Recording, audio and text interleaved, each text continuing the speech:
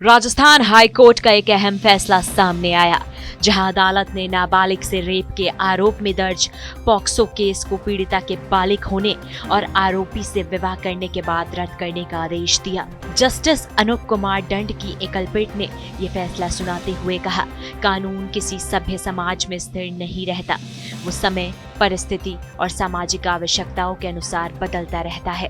दरअसल ये मामला जयपुर के आमेर थाना क्षेत्र का है, जहां साल 2021 में एक नाबालिग लड़की से रेप का केस दर्ज हुआ था।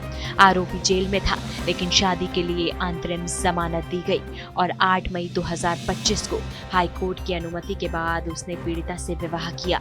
सुनवाई के दौरान पीड़िता स्वयं अदालत में पेश हुई और अपने वकील की मौजूदगी में बताया, मैंने आरोपी से अपनी इच्छा से शादी की है। मैं उसके साथ शांतिपूर्ण और खुशहाल जीवन जी रही हूँ। मुझे किसी तरह की आपत्ति नहीं है। इसके बाद अदालत ने कहा कि जब कोई बालिग पीड़िता खुद आरोपी से विवाह कर ले और अदालत के समक्ष ये स्वीकार करे कि वो खुश है, तो न्यायालय वास्तविक परिस्थितियों को नजरअंदाज नहीं कर सकता। अदालत ने ये भी कहा कि रेप और पॉक्सो जैसे अपराध सामान्य रूप से समझौते के आधार पर खत्म नहीं किए जा सकते, लेकिन इस मामले में पीड़िता और आरोपी दोनों की शादी कानूनी रूप से मान्य है और वो सुखी वैवाहिक जीवन जी रही है। इसलिए अदालत ने एफआईआर रद्द करने और आरोपी की तत्काल रिहाई का आदेश दिया।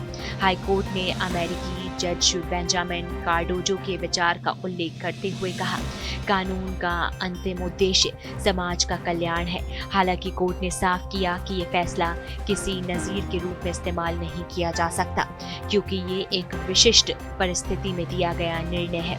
अदालत ने कहा, भविष्य में इसे किसी अन्य केस में लागू नहीं किया जाएगा। इस फैसले ने एक बार फिर सवाल खड़े किए, क्या अदालत का ये दृष्टिकोण मानवीय संवेदना है या कानून की लकीर से हटकर व्यवहारिक न्याय? फैसला फिलहाल पीड़िता की इच्छा और उनके वैवाहिक जीवन को देखते हुए लिया गया है, लेकिन बहस इस पर जरूर चलेगी कि क्या प्रेम और विवाह से कानून की धाराएं नरम हो सकती हैं।